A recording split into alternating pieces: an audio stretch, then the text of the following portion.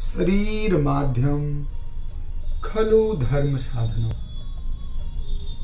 जी हाँ, इस शरीर के अंदर इस शरीर को किस तरह से हमें जानना है, पहचानना है, इसके अंदर क्या क्या समाहित है, इसको जानना समझना अत्यंत ही आवश्यक है। आज मैं आप लोगों को जो जानकारी देने जा रहा हूँ वो सचमुच में बहुत ही अद्भुत जानकारी है। क्या आपको पता है शरीर में कितने कोष होते हैं? आपके शरीर में कितने कोष होते हैं और उन कोषों का क्या क्या महत्व है, उनके आधार पे आपके शरीर में क्या क्या परिवर्तन होता है, क्या आप जानना चाहेंगे?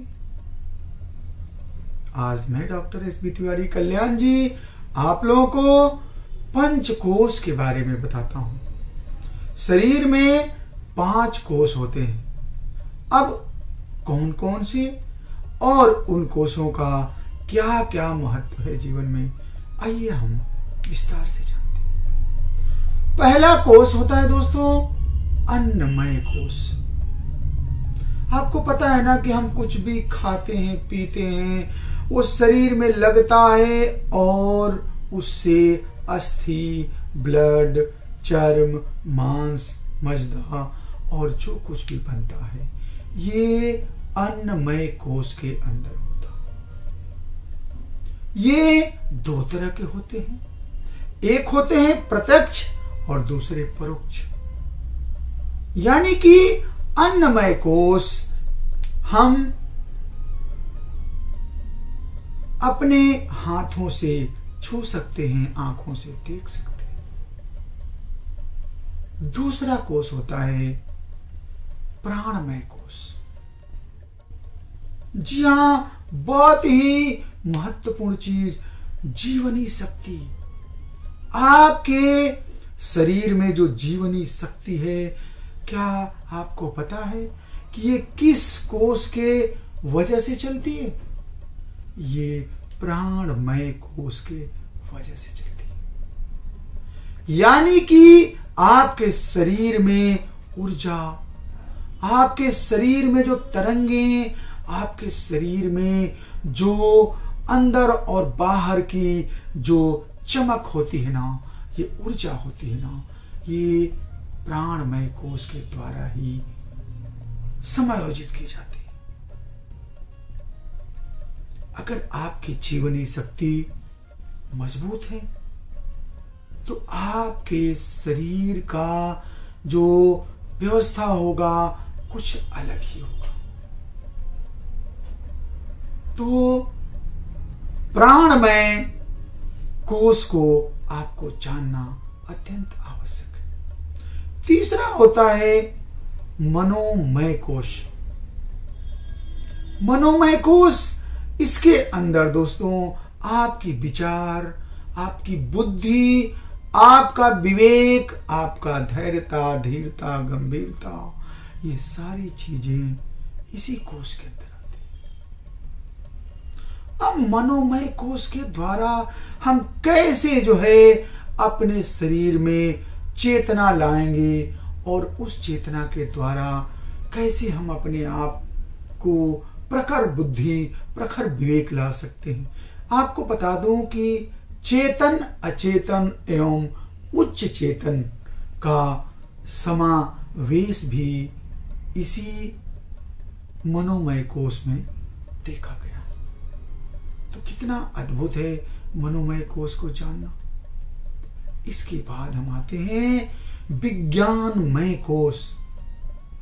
विज्ञानमय कोष में उच्च स्तरीय प्रखरता एवं उत्पन्न करने के लिए जो हमारे शरीर में जो कोष बने होते हैं, जैसे आपके अंदर कोई बहुत गहरी प्रतिभा छिपी हुई है और आप उसका सही से समायोजन नहीं कर पा रहे हैं, उसका सही से उपयोग नहीं कर पा रहे हैं, तो ये निश्चित रूप से आपके विज्ञानमय कोष के द्वारा उसे जागृत किया जा सकता है। देखे होंगे कि बहुत लोग वैज्ञानिक, साइंटिस्ट और बहुत बड़ी बड़ी चीजें करते हैं जो कि दुनिया उसको याद करती है। तो जानते हैं उनके अंदर जो गूढ़ चीजें छुपी हुई है वो यही विज्ञानमय कोश जो है उसको बाहर लेकर के आता है। और सबसे अंत में आनंदमय कोश।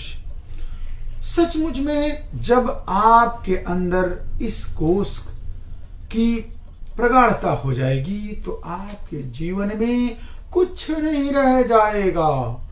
आप आनंद से परिपूर्ण हो जाएंगे। आपके चेतना का वह स्तर जिसमें उसे अपने वास्तविक जीवन का एहसास हो जाता, हमें समझ में आ जाता है कि हमारा जीवन आखिर किस लिए मिला है। जब तक हम आनंदमय कोश में प्रवेश नहीं करते हैं तब तक हमें वास्तविक जीवन का आनंद, वास्तविक जीवन का एहसास हो ही नहीं पाता है।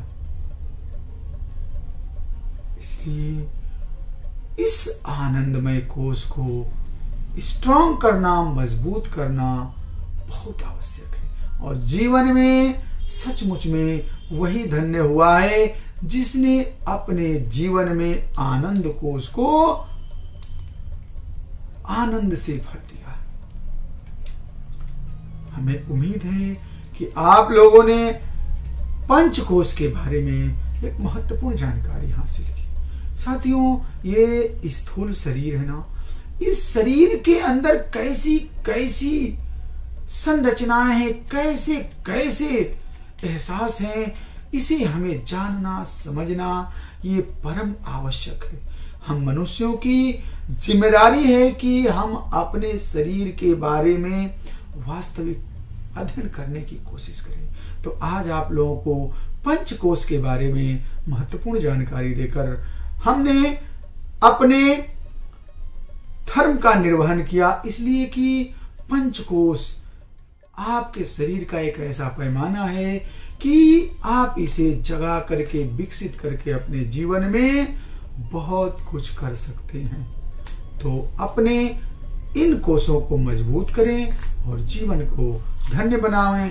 इन्हीं शब्दों के साथ मैं डॉक्टर एस बी तिवारी कल्याण जी आपसे विदा लेता हूं।